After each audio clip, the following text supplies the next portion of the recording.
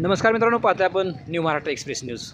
मित्रांनो, उजनी धरण झालं 1976ला. काही गावांचं पुनर्वसन झालं. 3-4 तालुक्यातली काही गावांचं शेतकऱ्यांचं पुनर्वसन झालं. काही शेतकऱ्यांच्या जमिनी पाण्यामध्ये गेल्या, काही शेतकरी देशोधड्या गेले, काही शेतकऱ्यांचं कल्याणही झालं, पाईपलाईन झाल्या, काही शेतकऱ्यांची सोबतता आली. परंतु त्यामध्ये महत्त्वाचा मुद्दा असा आहे की ज्यावेळेस जलसंपदा खात्यानं जमिनी शेतकऱ्यांच्या संपादित केल्या आणि त्या संपादित केलेल्या जमिनी आत्तापर्यंत ज्या पाण्यात जात नाहीत पण संपादित केलेल्या आहेत, आणि काही जमिनी उन्हाळ्यामध्ये त्या पाण्याच्या बाहेर राहतात. ह्या जमिनी शेतकरी खातात. त्यामध्ये काही थोडीशी जनावरांना वैरण करतात, काही पिकं करतात. त्याच्यावर बऱ्याचशा शेतकऱ्यांचा उदरनिर्वाह आहे. ज्या शेतकऱ्याच्या जमिनी संपूर्ण पाण्यात गेल्या, आता त्यांचा उदरनिर्वाह त्याच्यावरच आहे. परंतु आता सरकार त्या जमिनी एखाद्या कंपनीला देऊन त्याच्याकडून सरकारी उत्पन्न काढण्याचं काय सरकारचं धोरण आहे, आणि म्हणून ती शेतकरी आता खरं तर भूमिहीन होणार आहेत. त्यांना जगण्याचा प्रश्न निर्माण होतो आहे. यासाठी हा प्रश्न घेऊन शेतकरी संघटना इंदापूर तालुक्यामध्ये उभा राहिली आहे. आणि त्यासाठी आता स्टेटमेंट देण्यासाठी आपल्याबरोबर शेतकरी संघटनेचे पश्चिम महाराष्ट्राचे अध्यक्ष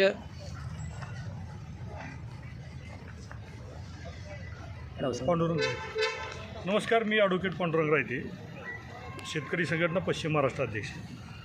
मला म्हणजे जे प्रेक्षक आहेत, हे चॅनल बघणार आहेत, त्यांना एकच विनंती करायची की शेजाऱ्याचं घर जळत असताना जर आपण लांब थांबलो तर उद्याच्याला आपल्या बी घरावर आग होणार आहे, आणि आग दुसरं तिसरं कोणी करणार नाही, तर सरकारच करणार आहे. शरद जोशींनी एक कन्सेप्ट मांडली होती की सरकार क्या समस्या सुलझाए, सरकार यही एक खुद समस्या आहे. ह्याचं उत्तरच बघायचं झालं तर तुम्हाला हे 2 शासन निर्णय बघायला मिळतील. आता पत्रकार साहेब, हा शासन निर्णय जर बघितला तर जलसंपदा विभागाच्या अखत्यारीखाली धरण क्षेत्राच्या नजीकच्या अतिरिक्त जमिनी, विश्रामगृहे व रिक्त वसाहती म्हणजे पब्लिक प्रायव्हेट पार्टनरशिप म्हणजे PPP या तत्वाखाली विकसित करण्यासाठी मोठ्या मोठ्या उद्योजकांना द्यायची, अथवा त्यांना BOT तत्वावर वापरा आणि हस्तांतरित करा ह्या तत्वावर ह्या प्रॉपर्ट्या द्यायच्या होत्या. आता शेतकऱ्यांची कशी जिरवायची हे जर बघितलं तर ह्या शासन निर्णयामध्ये तुम्हाला बघायला मिळेल. पूर्वीचा जो शासन निर्णय आहे, तो शासन निर्णय जो होता तो 10 वर्षाच्या कालावधीसाठी होता. त्याचबरोबर ह्याच्यातलं एक मुख्य कलम जे आहे ते 2:17. 2:17मध्ये काय उल्लेख होता तर धरणस्थळे, विश्रामगृहे या परिसरामध्ये कोणत्याही मादक द्रव्याची विक्री, सेवन करता येणार नाही. तसे आढळल्यास कंत्राटदारासोबतचा करारनामा तात्काळ रद्द करण्यात येईल. म्हणजे दारू न पिणाऱ्याच्या बाजूचं सरकार असल्याचं दाखवलं गेलं आणि हा शासन निर्णय झाला. त्याच्यानंतर त्या शासन निर्णयात त्रुटी असल्यामुळं उद्योजकांच्या बाजूने 2019ला जो शासन निर्णय झाला तो 2025पर्यंत कायम राहिला, आणि दरम्यानच्या काळात एकही कंत्राटदार ह्यांना मिळाला नाही. कंत्राटदार का मिळाला नाही तर ह्याच्यातल्या अटी असल्यामुळं. ह्याच्यात काय अट होती तर या प्रकारच्या कराराचा कालावधी 10 वर्ष राहील.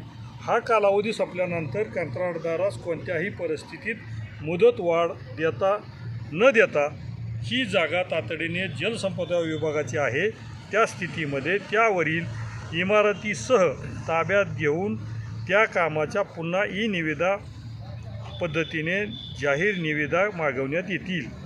म्हणजे काय होतं आहे तर मी कन्स्ट्रक्शन उभा केलं आहे ठेकेदार म्हणून, आणि आता ते 10 वर्षाच्या आत मला सोडून द्यावं लागणार आहे. त्याच्यामुळे ह्यांना सरकारला कंत्राटदार मिळाले नाहीत. म्हणून सरकारने कंत्राटदाराच्या बाजूने निर्णय घेताना काय घेतला तर शासन निर्णयातील मुद्दा क्रमांक 2B मधील अ, ब, क पर्यटन स्थळाच्या प्रकारांचा कालावधी अनुक्रमे 10 वर्ष, 30 वर्ष व 30 वर्षाऐवजी 49 वर्ष करण्यात येत आहे. म्हणजे हा कालावधी आम्ही तर जिथं नाही तर आमची पोरं बी जातात का काय तोपर्यंतचा कालावधी ह्यांनी म्हणजे नातूसाठी ह्यांनी कंत्राटदारांनी त्यांची सोय करून ठेवली. म्हणजे अशा पद्धतीचं सरकारने कंत्राटदाराच्या बाजूचा निर्णय घेतला. त्याचबरोबर त्यांनी शासन निर्णयातील अट क्रमांक 17 वगळली. म्हणजे कोणती वगळली तर हे काही मादक द्रव्य त्या ठिकाणी आता विकलं तरी चालेल, मादक द्रव्य ठेवलं तरी चालेल. म्हणजे सरकार कोणाच्या बाजूनी तर सरळ पेताडांच्या बाजूने, दारुड्यांच्या बाजूनी. सरकारला हे पाहिजे की जनता भिके कंगाल झाली पाहिजे, व्यसनी झाली पाहिजे, आणि ह्याच्यासाठी जागा द्यायला तयार आहे. चांगल्या कामासाठी सरकार जागा द्यायला तयार नाही. सगळ्यात महत्त्वाचा उद्देश आहे की आमच्या शेतकऱ्याची जमिनी 400-500 रुपये एकरांनी ह्यांनी घेतलेले आहेत. आता 400-500 रुपयात काय मिळतं? आणि आता ह्या लाखो रुपये किमतीच्या जमिनी ज्याच्यावर आमचा उदरनिर्वाह चालतो आहे, अशा शेतकऱ्याच्या जमिनी काढून घेण्याचं पाप हे सरकार करतं आहे.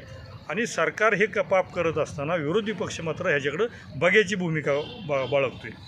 म्हणजे आमचं तर सुरुवातीपासूनचंच मत होतं की हे चोर माऊस भाऊ अर्ध वाटून खाऊ स्वरूपाचे आहेत. आणि हे मात्र आमच्या जनतेला कळणार. ज्या दिवशी आमची जनता शहाणी होईल त्या दिवशी मात्र ह्याच्यावर चांगला लढा उभारता येईल.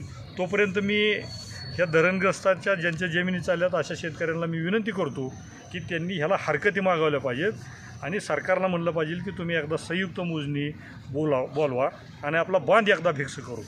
अहो इथं बांधासाठी सख्या भावाची डोकी फोडणारी आम्ही माणसं आहे. सरकार तर अख्खी जमीन घ्यायला लागल्यावर त्या अधिकाऱ्याचं काय करू की त्या अधिकाऱ्यांना स्पॉटला आल्यावर कळलं. तर माझी एक विनंती की शेतकरी भावांनो, तुम्ही एकटं नाही तर ह्याच्यामध्ये आम्ही शेतकरी संघटना पाठचा भावासारखे आम्ही उभा राहणार आहे.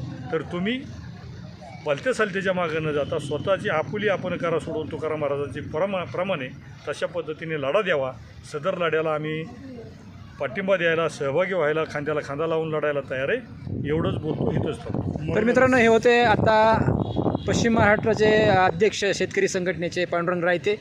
त्यांनी आता फार आक्रमकपणे त्यांचा मुद्दा मांडलेला आहे की जर आणि एक विनंतीसुद्धा शेतकऱ्यांना केली आहे की जे शेतकरी ज्या आता धरणग्रस्त आहेत किंवा ज्यांची आता गाळपेर म्हणून जी जमिनी खातात त्या जमिनी जर सरकार पुन्हा संपादित करून त्यासुद्धा जमिनी काढून घेणार असेल तर त्या शेतकऱ्यांनी एकत्र यावं आणि मोठा लढा उभा केला पाहिजे. आणि इथं आम्ही भावाभावाची सुद्धा बांधासाठी डोकी फोडतो एका गुंठ्यासाठी.